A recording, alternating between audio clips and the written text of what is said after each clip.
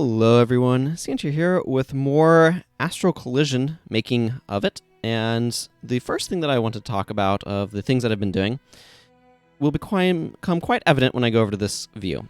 So you'll notice this island is now quite a hodgepodge of colors. Previously it had been very singular in tone, and some of the other colors have changed a little bit.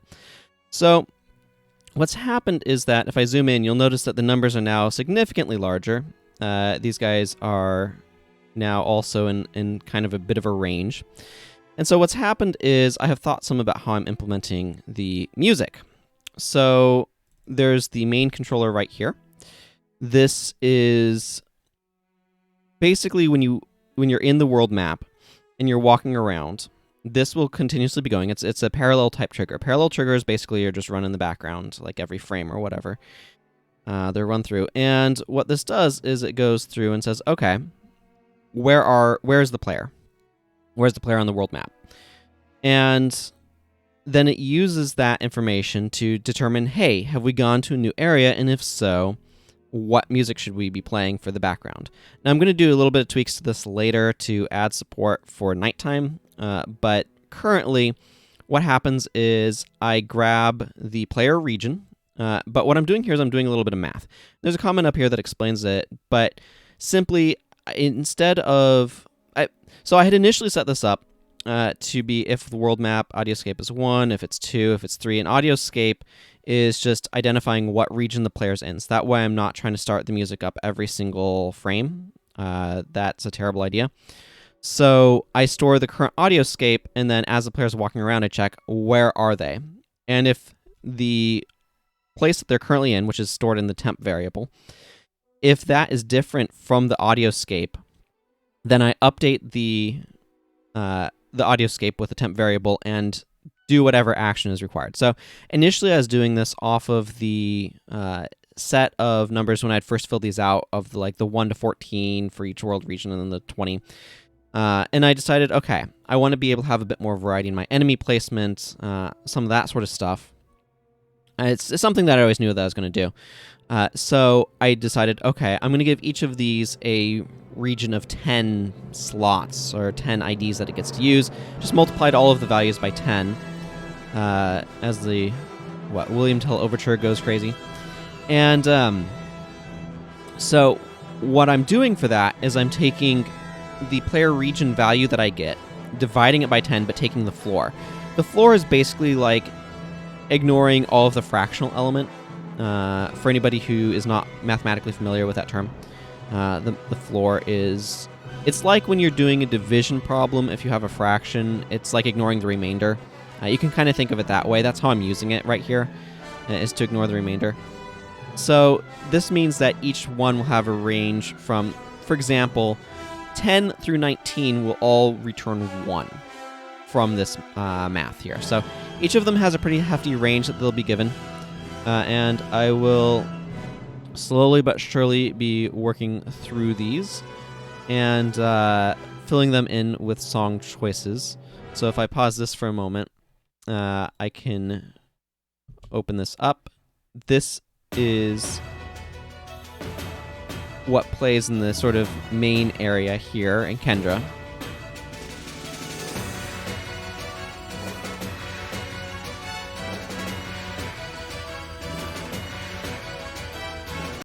It was a bit challenging to figure out what I wanted to do for that, because I wanted something that had a bit more of a serious tone, but some energy. So that's the song that I ended up settling on. There's a limited library here, and I'm not skilled enough at making music to kind of make my own thing, so that's what I'm going with. So that's one of the big changes that's happened. This came after... Oh yeah, I should also add, this right here is an important auto-run event. It just sets the world map audioscape to be -1 value, which means that it will automatically reevaluate it. Then it erases the event because it doesn't need to do anything. But this means that when you enter the map, this event will say, oh, you are in a new region, I should start playing music, and it will check all the music and everything. So that was an important thing to add, just to make sure that it would do that. But yes, anyway, I have done some tweaking to some of the enemies, and I've begun the process of kind of fleshing some of these things out, adding some more enemies. I ended up taking some of these guys and doubling their health because I felt like they were just not lasting long enough. And I'm starting to add harder class of enemies. It's not in just yet, but that's kind of the process there. And then one of the other big things that I've done is all of the classes now have their first skill. So you can see the Knight has Fierce Thrust, the Whammo has Get Well, the Telenergist has MP Burn, the Prismage has Brilliant Flash, the Sorcerer has Lightning Bolt, which is been getting a few repeated nerfs because it's proven to be too powerful in the initial incarnation. The War Mage has Steel Barrage, the Blizzagus has Flash Freeze, the Warlock has Draining Dark, the Druid has Restore Vigor, Special Forces has Target Weakness, the Ranger has Poison Strike, the Ninja has Phantom Kunai, and the Berserker has Battle Rage. Additionally, I have plotted out all of these skills for the Sage. So the Sage gets all 44 standard skills. I may tweak some of the positions of some of these later, but what I've basically done is you get 5 skills off the bat, and then every level you get a new skill up to level 10. And then it starts going every 2, and it goes every 2 up to level 52, in which point it starts slowing down 56, 60, and then it goes every 5 until it hits 95. I chose Elemental Blast as the final skill to get learned just because Elemental Blast, for those who may not remember, it's best to just go over here. Elemental Blast sums up all of your elements and multiplies it by 4. And the Sage, being sort of a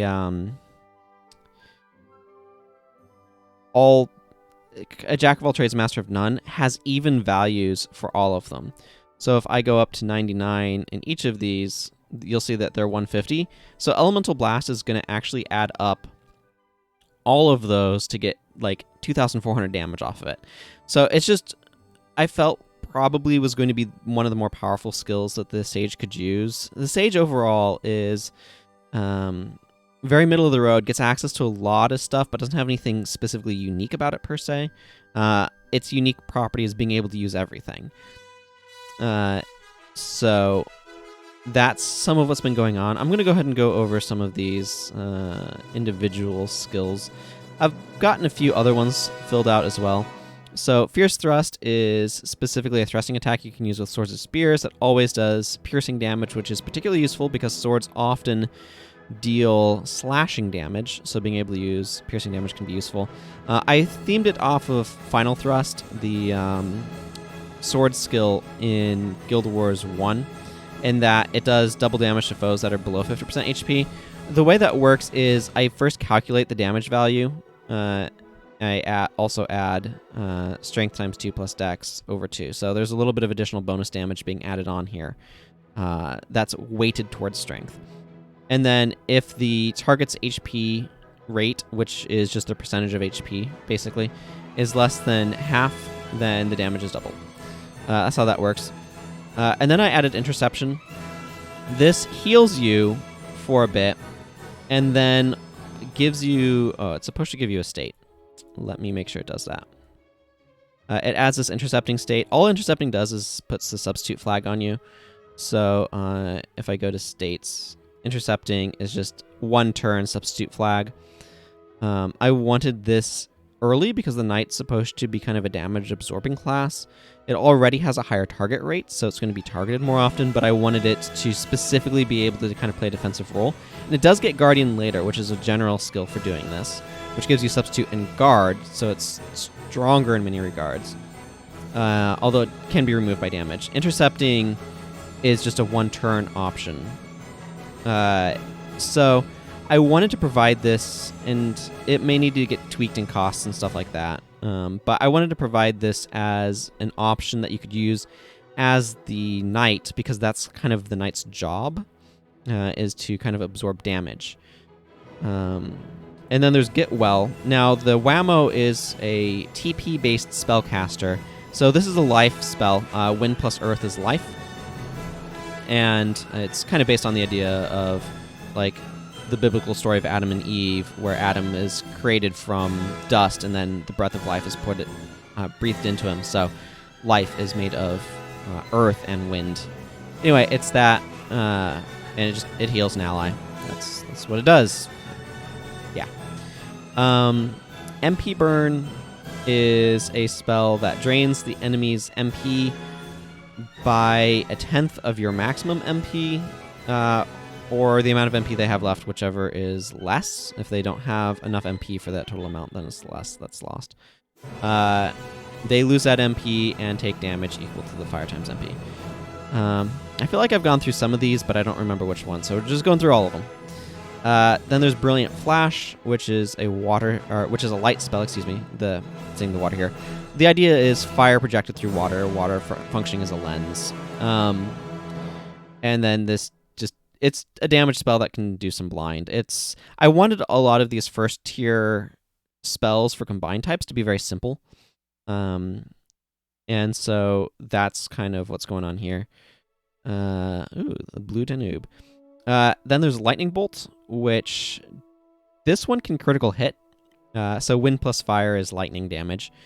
And so if it critical hits, it deals 7 times damage. Otherwise, it's just 5 times. The variance here means that it's more likely to critical hit as well. And it actually activates very quickly, which I might want to tweak. But anyway, yeah, that's Lightning Bolt. You can see that the wording here is a little bit different. It does this damage, lightning damage, and then additional damage if it crits, rather than saying how much damage it deals total if it crits. I don't know if I want to tweak that later or not, but so I've done it so far. Steel Barrage is just 4 random enemies. Now, random enemy like this can select the same enemy multiple times. So this is very similar to 1 random enemy repeat 4. Interestingly enough, I decided to have this gain TP. This right here means that it deals a random amount of damage, and you can see that I reflect that here. It deals that to that damage. It's a range, and it will randomly basically deal... math.random returns a value between 0 and 1. And so this will be 1 plus 0 to 1, so this is 1 to 2 in a random range. And then it can add fear. So the damage on this is a little bit inconsistent, which I like, but it's kind of averaged out by being a multiple hitting move like this. One of the considerations that I have, though, I like the idea for this spell in general. So it's very similar to the other skill that the War Mage gets early, which I perhaps should plan around a bit more, which is Stone Volley. I might want to switch that in Fireball. I don't know. But for now, I'm going to leave it as it is. But Steel Barrage and Stone Volley are very similar skills. And then there's Flash Freeze, which doesn't deal a ton of damage, but it does hit all enemies, and it puts them to sleep. Sleep, of course, prevents them from taking actions, but it tends to wear off very quickly if they get hit. Yeah, so if they take damage, then sleep ends. So it's not like... It's one of those things where I initially had it be lower probability, but then I'm like, oh wait, sleep is super easy to accidentally knock off things, so that doesn't matter as much. So I took it off, or I bumped it up to 100%. The idea is that you're getting suddenly cold and yeah, sleep is the ice condition, kind of hypothermia-ish. Then there's Draining Dark, which I think is a pretty interesting one. So this deals a smallish amount of damage, but it lowers a random stat by 1 stage. So what actually happens here is for 3 turns, I should add, for 3 turns. So this adds a random debuff of any stat. That's what's going on right here. Range is actually I can show you, a function that I put together inside this, specifically for calculating damage ranges is what I initially made it for. But it just does a random integer in the low to high range. So that's how that works. So this will pick a value 0 to 7 inclusive, if I remember correctly, and then it just does the damage. Restore Vigor is a healing skill, and it specifically will remove debuffs on HP, attack, and defense. So that's kind of the idea of restoring Vigor. And otherwise, it does some healing, but it also gives some TP, which I felt like played thematically into Vigor as well. So The druid does not have a ton of fire, so this gives a nice bonus to TP, but it's not like a lot. It'll get a decent amount though at higher levels when fire is higher. Otherwise, it's just the life stats times 5. Target weakness is just an attack that always critical hits. This true right here means that it will always be treated as a critical hit in the calculations. Variance at 100 means that it should always be a critical hit as well. But the fact is there can be circumstances where, say, the enemy has critical evasion. That means that they're less likely to be a critical hit, at which point this may not be a official critical hit, but it will always be treated as a critical hit by the calc weapon damage, just because that's how I wanted this to work. I also gave a slightly later skill called Guard Break, which just removes the guard state. I figured this seemed like a useful idea of a skill to have, and I felt like Special Forces was the best class to get it. So it's it deals a little bit of dex-based damage, but otherwise it's mostly there to break that. But I wanted it to be a little bit later. So if we go over here to our spreadsheet, we can see Special Forces right here that I gave it to it at level 18. I didn't want it to be at like level 5 or something. In part because I felt like it would feel a little bit weak at that point. And then there's Poison Strike. This is just a simple attack that inflicts poison. There's not a whole lot more to say about it than that. Phantom Kunai is it met poison. It always hits though, but only deals dex damage. So this is kind of a nice little thing. I might tweak some of its costs and stuff later. I'm not sure. Then there's Battle Rage. So this one was interesting. What it does is it consumes all of your TP and then deals damage equal to, well, right here, fire times your TP divided by 4. So it doesn't have any inherent costs because it costs all of your TP. It's also a bit of a slow skill. But you can see what I'm doing here is I'm just grabbing your TP. I'm making you lose all of your current TP, but then I use that value of how much TP you had to calculate how much damage it should be done.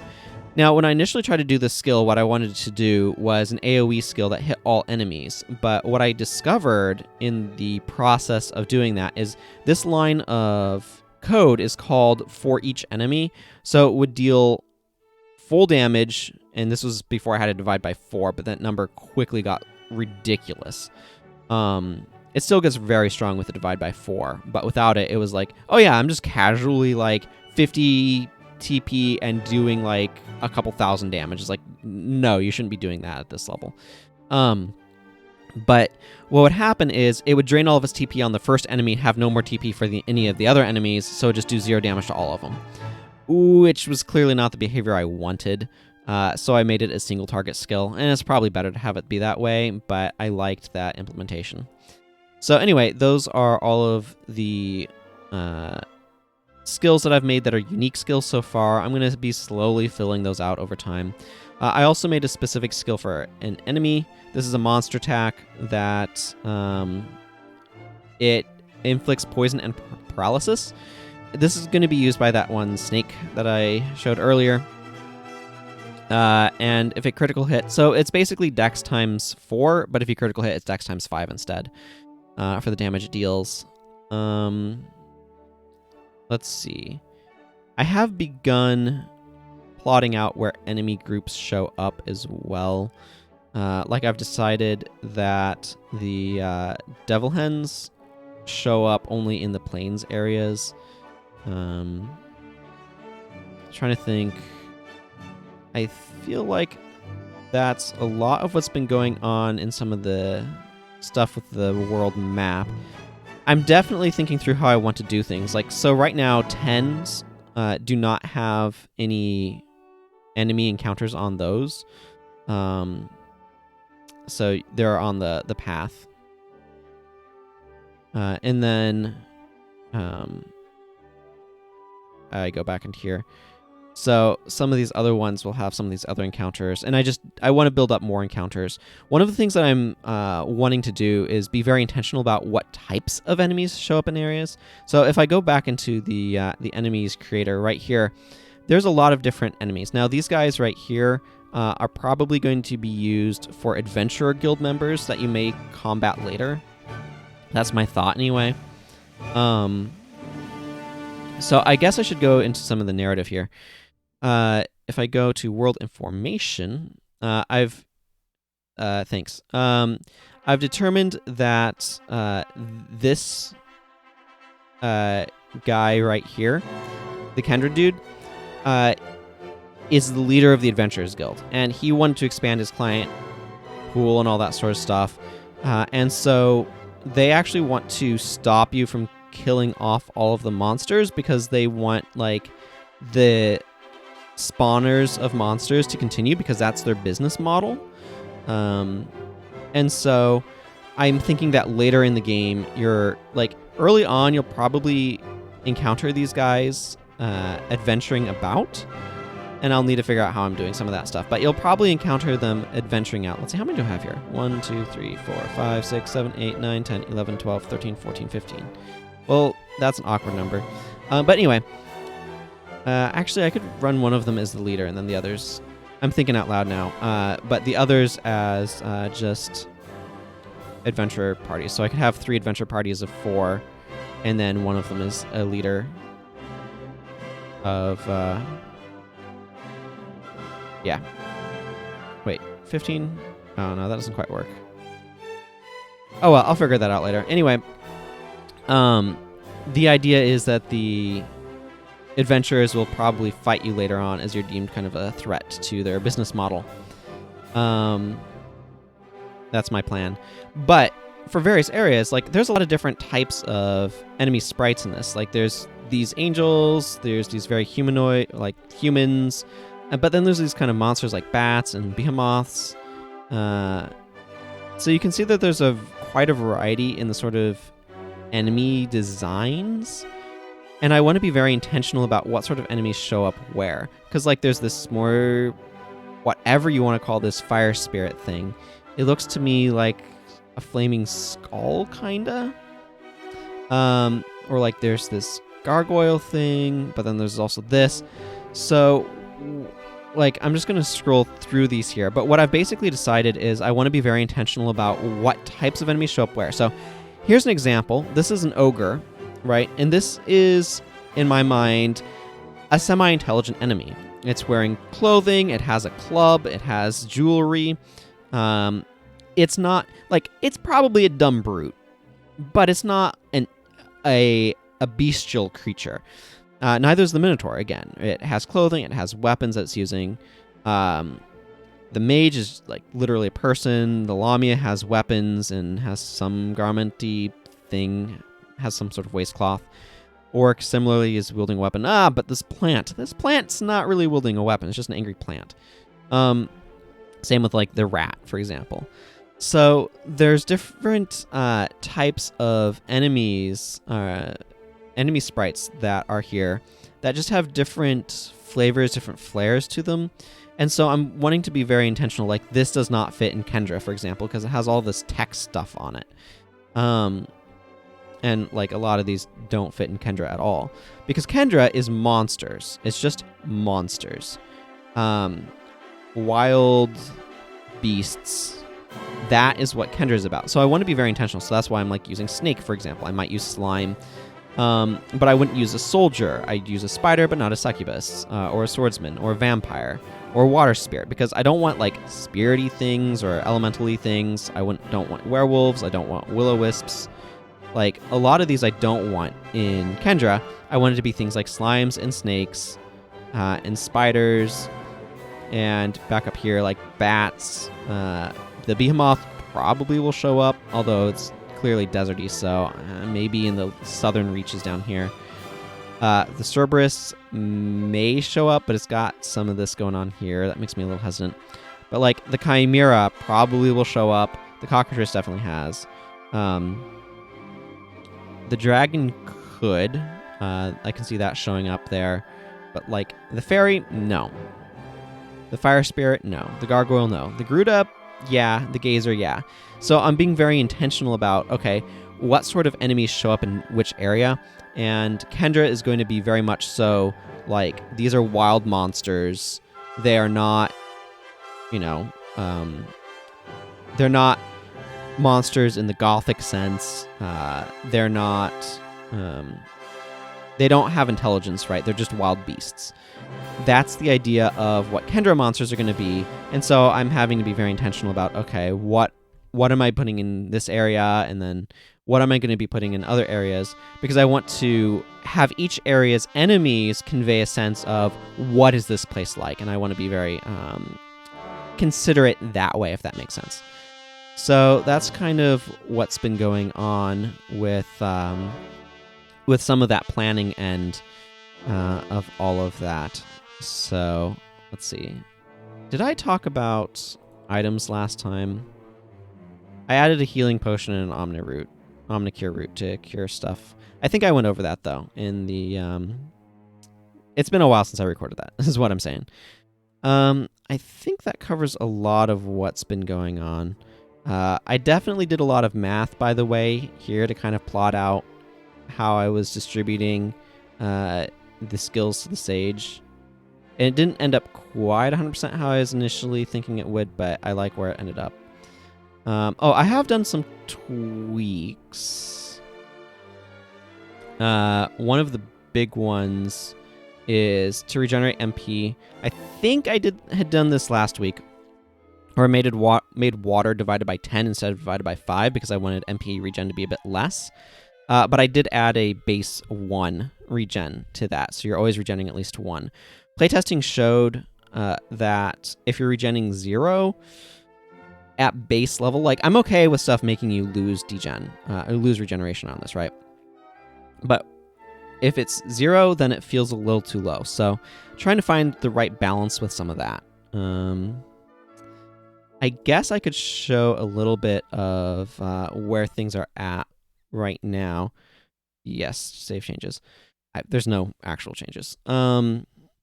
So let's go ahead and make a new party once this loads up. So let's see. Let's grab the sorcerer. No, you're the prism mage. I want the sorcerer because I want the lightning damage. Let's grab the sage because the sage is amusing. Sir Lionel, and how about the druid?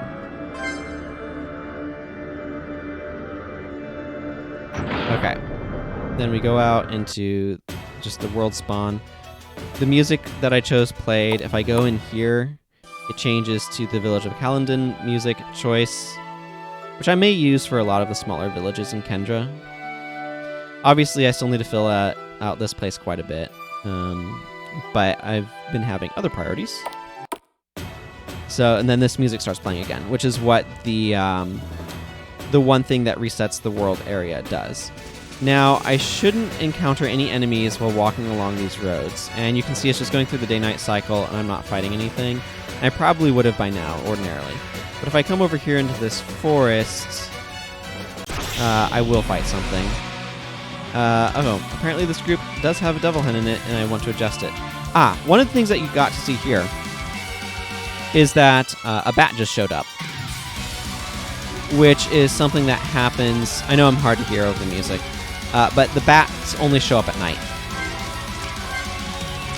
So lightning bolt originally dealt a lot more damage than that, and that's still really good damage.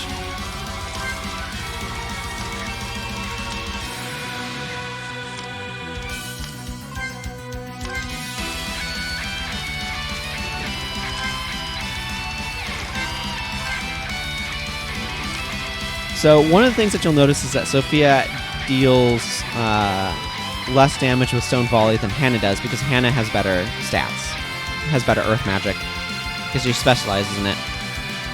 And this gives you 11 TP, so.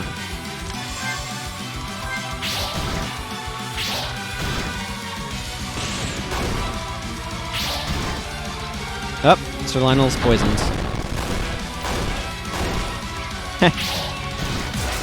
Wow. That was a crazy hit. What did that? It went by too quickly for me to see in the logs.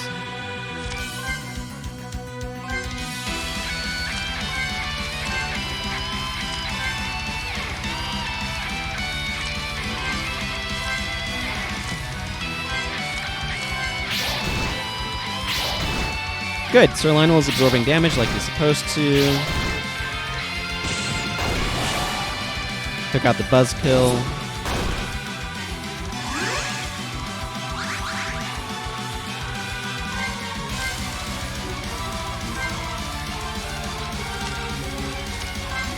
Okay.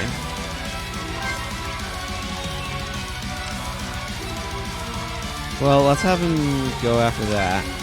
And then restore Vigor to top ends. Like, it's not a big deal that Sophia went down. She'll still get experience. I mean, it's a big deal in that she's not able to do anything.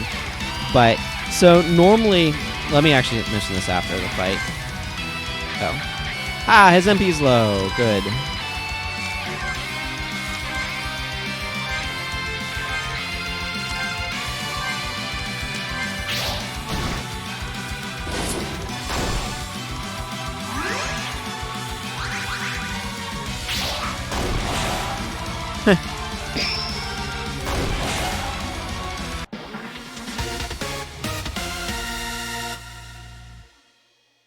I mean, they were level 1, so...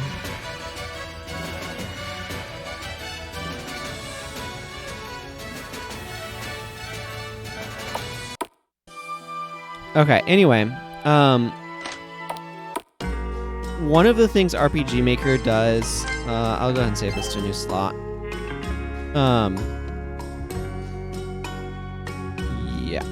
So one of the things RPG Maker does by default is, in the dead state that they call knockout, they normally have experience times 0.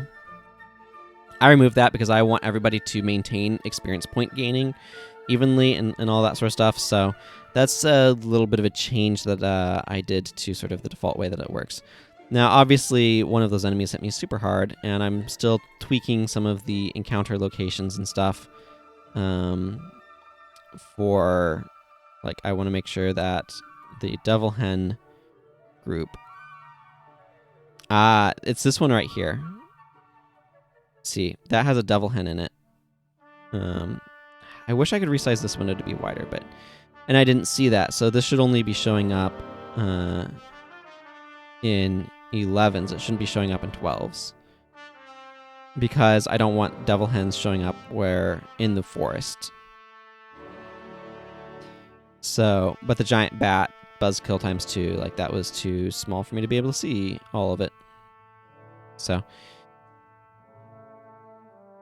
Anyway, I'm probably going to tweak some of these weights later, but for now, that's kind of where things are at. And, like, I want to make more groups of enemies for some of the harder areas. Like, right here, too, I made this little pocket be a little bit harder and stuff like that. So, I think that's going to cover things for today, though, so I'm going to go ahead and wrap up here. And until next time, everyone, take care. Goodbye.